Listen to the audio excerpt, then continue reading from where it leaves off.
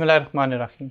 Dear students, 10th class physics के 1.1 कल हमने किया था, पिछली वीडियो में मैंने अपलोड की थी। इंशाल्लाह ताला आज नेक्स्ट वीडियो जो है 1.2 सेकंड टॉपिक के लिए। Next one is thermal expansion in gases. जैसे कि सॉलिड लिक्विड में पीछे हमने पढ़ा, इसके अलावा लीनियर एक्सपेंशन था, वॉल्यूम एक्सपेंशन था, और जो हमने पीछे एक्सपेंशन इन लिक्विड्स पढ़ा। अब नेक्स्ट है थर्मल एक्सपेंशन इन गैसेस। मैंने पहले बताया था थर्मल का मतलब ही हीट है और एक्सपेंशन का मतलब फैल जाना, यानी कि जब गैसेस गर्म होती हैं या गैसेस को आप गर्म करते हैं, गैसेस का टेम्परेचर चेंज होता है तो उनमें भी एक्सपेंशन आता है। ठीक है, तो ये जो है वो थर्मल एक्सपेंशन ऑफ गैसेस कहलाता है। देखें, कहता है when temperature of gas increases its volume increases as long as the pressure remains the same, it is called the thermal expansion of gases. तो वो एक्सपैंड कर जाती हैं, जिससे जो है ना वो इसको थर्मल एक्सपेंशन कहते हैं। ये सिंपल सा है। अब ये बहुत ज़्यादा जो है ना वो हमारे डेली लाइफ में भी हम इन चीज़ों को देखते हैं। मिसाल के तौर पर जो गाड़ियों के टायर हैं वो ज़्यादा बर्स्ट होते हैं गर्मियों में। समर में अगर आप जो है वो किसी रोड पर जा रहे हो और काफ़ी देर तक गाड़ी चलाते नहीं और गाड़ी में के टायर्स में हवा बहुत ज़्यादा हो, तो ऐसी सूरत में वो फट जाएंगे। क्यों? कि एक तो फ्रिक्शन जो टायर की और रोड की है वो, और वैसे वो एक्सपैंड करेंगे और एक्सपैंड करने के बाद फट जाएंगे। ऐसे ही बैलून है, बैलून को जो है ना वो अगर आप जो है वो नीचे से अगर आप हीट करना शुरू कर देते हैं तो वो उसके जो मॉलिक्यूल्स हैं उनकी काइनेटिक एनर्जी बढ़ जाती है, काइनेटिक एनर्जी बढ़ के वो एक्सपैंड करते हैं। तो ये चीज़ जो होती है वो थर्मल एक्सपेंशन ऑफ गैसेस कहलाती है।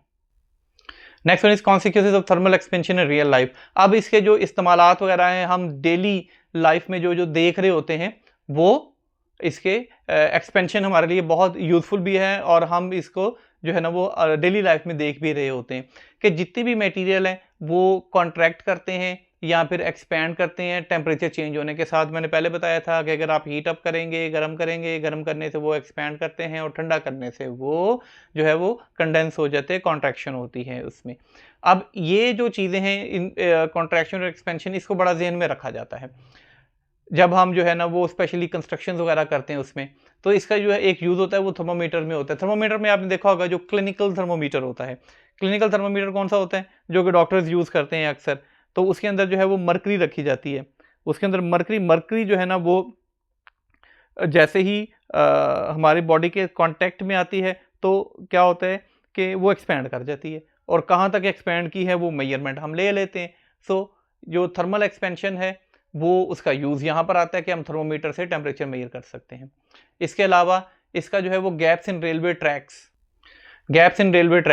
आप देख सकते हैं कि ये रेलवे ट्रैक जब बनाया जाता है तो इसके दोनों में थोड़ा सा जो है ना वो ये खाली जगह छोड़ दी जाती है और नीचे ये जो है ना प्लेट्स लगा दी जाती हैं जिसको फिश प्लेट्स बोला जाता है, और ये थोड़ा सा जो है ना बीच में एक्सपेंड ये इसके लिए जो है ना वो छोड़ दिया जाता है। अब इसके लिए एक्सपेंशन के लिए ये छोड़ा जाता है जब बहुत ज़्यादा गर्मी होती है, तो गर्मी होने के की वजह से ये जो है वो एक्सपैंड करता है। ये जब ये एक्सपैंड करेगा तो ये क्या हो जाएगा, ये जो गैप है ये फिल हो जाएगा और ये दोनों आपस में टच कर जाएंगे, और जो पटरी है इसकी, जो रेलवे ट्रैक है वो टेढ़ा नहीं होगा।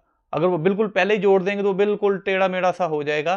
तो ये जो है यहाँ पे जो है ना वो एक इसके कॉन्सिक्वेंसेस इसमें ये भी शामिल है। सिमिलरली जब हम जो है वो ब्रिजेस वगैरह पे जाते हैं, जब हम ब्रिजेस पे जाते हैं तो देखते हैं कि ये दरमियान में ये और दरमियान में ये जगह छोड़ी होती है थोड़ी सी। ठीक है, हमें थोड़ी थोड़ी देर के बाद एक जर्क हल्का हल्का सा झटका लगता रहता है जब हम ब्रिज से पे जा रहे होते हैं, ब्रिज से आ रहे होते हैं।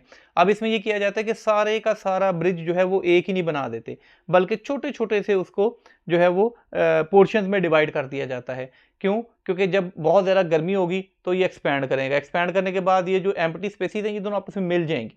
लेकिन अगर ऐसा नहीं किया जाएगा तो बहुत ज़्यादा गर्मी की वजह से कंक्रीट में भी एक्सपेंशन होगा, और बहुत ज़्यादा गर्मी की वजह से जो अंदर आयरन और जो बाकी चीज़ें यूज़ की गई हैं, लोहा स्टील वगैरह जो यूज़ हुआ है वो भी एक्सपैंड करेगा, और एक्सपैंड करने से वो वैसे ही क्रैक आ जाएंगे उसके अंदर।